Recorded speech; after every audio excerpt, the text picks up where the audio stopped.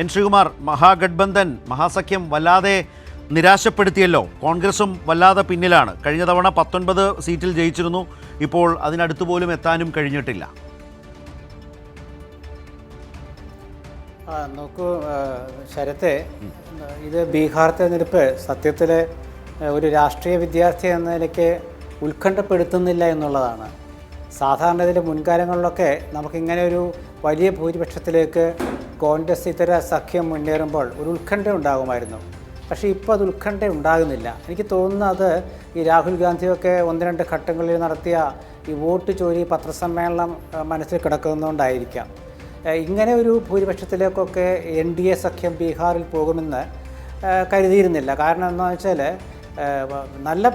അവർക്ക് ഭൂരിപക്ഷം കിട്ടുമെന്നൊരു ധാരണ അവസാന ഘട്ടത്തിലുണ്ടായിരുന്നെങ്കിൽ പോലും ഈ രീതിയിലേക്ക്, കാരണം തേജസ്വിയൊക്കെ വളരെ പിന്നിലാവുക, കോൺഗ്രസ് തീരെ ശോഷിച്ചു പോവുക, അതുപോലെ തന്നെ BJP കുറച്ചുകൂടി മുമ്പിലേക്ക് എത്തുക, ഇങ്ങനെയൊക്കെ വരുമ്പോൾ അതൊക്കെ ഒരു അവിശ്വസനീയമായ രീതിയിലേക്ക് ബീഹാർ രാഷ്ട്രീയം പോവുകയാണ്.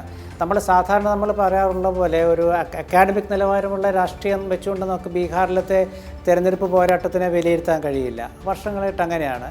അവിടുത്തെ സാമുദായിക അതുപോലെ ജാതി സമവാക്യങ്ങളും അതുപോലെ നേതാക്കളുടെ ഓരോ നേതാവിനും ഓരോ പാർട്ടി എന്നുള്ള രീതിയിലേക്കുള്ളതും, പിന്നെ അവിടുത്തെ സ്വതവേ ആ ബീഹാർ ജനതയുടെ വർഷങ്ങളായിട്ടുള്ള ചില ചിന്തകൾ, ഇതൊക്കെ വെച്ചുകൊണ്ട് നോക്കുമ്പോൾ ബീഹാറിലത്തെ ആ ഒരു പ്രാദേശിക വികാരം നമുക്ക് ഉൾക്കൊള്ളാൻ പറ്റിയിരുന്നു.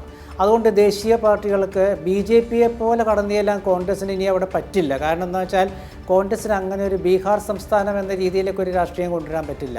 അവിടെയുള്ള ഏതെങ്കിലും ഒരു പ്രാദേശിക സോഷ്യലിസ്റ്റ് ചിന്തയുള്ള പാർട്ടിയും മറ്റ് സഖ്യം ഉണ്ടാക്കുന്നതല്ലാതെ മറ്റൊരു രീതിയിലേക്കൊന്നും കോൺഗ്രസ്സിന് പോകാൻ പറ്റില്ല. അത്രയും ഒരു പ്രാദേശിക തലത്തിലേക്ക് അവരുടെ ദേശീയ തലത്തിലുള്ള ഒരു ആശയമൊക്കെ മാറ്റിവെച്ചുകൊണ്ട് പോകാൻ പറ്റില്ല. അതിൻ്റെയൊക്കെ ഒരു ദോഷം ഉണ്ടായിരിക്കാം. പക്ഷേ എന്നാൽ പോലും എങ്ങനെ ഇത്രയധികം സീറ്റുകൾ NDA സഖ്യത്തിന് കിട്ടുന്നു എന്നുള്ളത് അത്ഭുതപ്പെടുത്തുന്നതാണ്. അത് രാഹുൽ ഗാന്ധി ഒരു 2-3 ആഴ്ച മുമ്പ് നമ്മുടെ ഒരു വോട്ട് ചോരിയുമായി ബന്ധപ്പെട്ട ഹരിയാനയിലത്തെ ചില വിഷയങ്ങൾ പറഞ്ഞപ്പോൾ അടുത്തത് ബീഹാർ എന്ന് അദ്ദേഹം പറഞ്ഞിരുന്നു.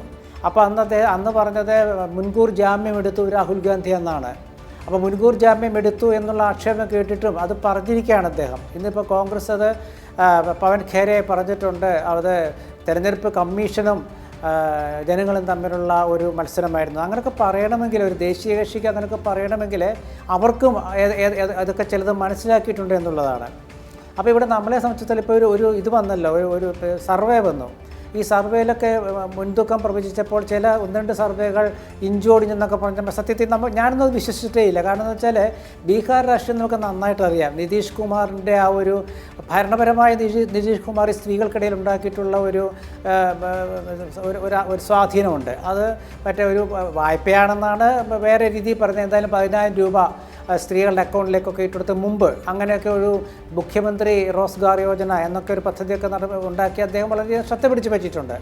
അപ്പോൾ അതുകൊണ്ട് മാത്രമല്ല, നിതീഷ് കുമാറിനെ സംബന്ധിച്ചിടത്തോളം അദ്ദേഹത്തിൻ്റെ രാഷ്ട്രീയം എന്ന് പറയുന്നത് അദ്ദേഹത്തിൻ്റെ നിലപാടുകൾ മാത്രമാണ്. നോക്കൂ, മറ്റേ ശരത്തെന്ന് ആലോചിച്ച് നോക്കൂ, ഇന്ത്യ മുന്നണി രൂപം കൊള്ളുമ്പോൾ അതിലുണ്ടായിരുന്ന ഒരാളിന് മുൻകൈ എടുത്ത ഒരാളാണ് നിതീഷ് കുമാർ. അന്ന് നിതീഷ് കുമാർ അതിൻ്റെ കൺവീനറോ ചെയർമാനോ പ്രൈം മിനിസ്റ്റർ സ്ഥാനാർത്ഥിയോ ഒക്കെ ആയിരുന്നെങ്കിൽ ഇന്ത്യൻ രാഷ്ട്രീയം മാറിപ്പോയേനെ. പക്ഷേ അവിടെ അദ്ദേഹത്തിന് ആ സമയത്ത് ആ രീതിയിലല്ല പോകാൻ തോന്നിയത്.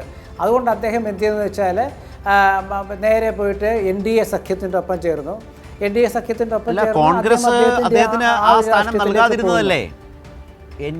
ആ സഖ്യത്തിൻ്റെ ചുമതലയിലേക്ക് പ്രധാന നേതാവായി അദ്ദേഹത്തെ ഉയർത്തിക്കാട്ടാനോ അതിൻ്റെ കൺവീനർ സ്ഥാനം നൽകാനോ കോൺഗ്രസ് താല്പര്യപ്പെട്ടില്ലല്ലോ.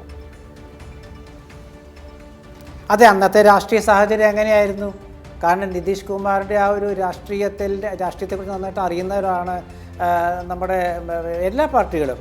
അപ്പോൾ അതുകൊണ്ട് എന്തെങ്കിലും സംശയം വന്ന് കാണും. കാരണം ഇന്ത്യ മുന്നണിയുടെ ചെയർമാൻ പഴയ കാലത്ത് അറിയാമല്ലോ, ചന്ദ്രബാബു നായിഡു ദേശീയ മുന്നണിയുടെ ഒരു കൺവീനറായിരുന്ന സമയത്ത് നമുക്കറിയാമല്ലോ, ഇടതുപക്ഷ അതുപോലെ തന്നെ എല്ലാവരും കൂടി ചേർന്നതിൻ്റെ കൺവീനറായിരുന്ന ആളിപ്പോൾ എവിടെയുള്ളത്?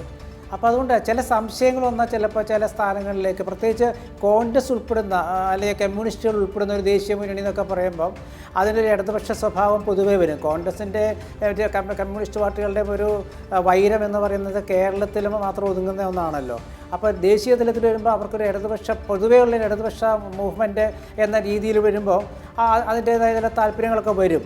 അപ്പോൾ അങ്ങനെയൊക്കെ വരുന്നതുകൊണ്ടാണ്. അപ്പം ഞാൻ പറഞ്ഞെന്താ വെച്ചാൽ ബീഹാറിലത്തെ രാഷ്ട്രീയം എന്ന് പറയുന്നത് ഒരു ശരിക്കും പറയാം നമ്മളൊരു അക്കാഡമിക് നിലവാരത്തിലേക്ക് അതിനെ വിലയിരുത്തിക്കൊണ്ട് അവിടുത്തെ ജനാധിപത്യ സമ്പ്രദായം വളരെ കൃത്യമായി രൂപപ്പെട്ടു എന്നൊന്നും പറയാൻ പറ്റില്ല. അതുകൊണ്ട് ഈ തോൽവി ഇതൊരു തോൽവി എന്ന് പറഞ്ഞാൽ പറ്റില്ല. ഇത് എൻ്റെ ഒരു സുഹൃത്ത് പറഞ്ഞത്, ഒരു ഇടതുപക്ഷ സുഹൃത്ത്, ഞങ്ങൾ ഒരുമിച്ച് ടി വി കണ്ടുകൊണ്ടിരിക്കുകയായിരുന്നു.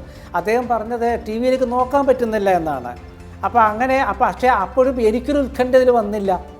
കാരണം എന്താ ഉത്കണ്ഠ വരാത്തതെന്ന് വെച്ചാൽ എന്തോ ഇങ്ങനെ വരും എന്നൊരു ധാരണ മുൻകൂട്ടി ഉണ്ടായിരുന്നു. അതുകൊണ്ടായിരിക്കാം ഒരു പക്ഷേ അത് ഈ വോട്ട് ചോരി പത്രസമ്മേളനങ്ങളൊക്കെ സ്വാധീനമൊക്കെ ആയിരിക്കാം.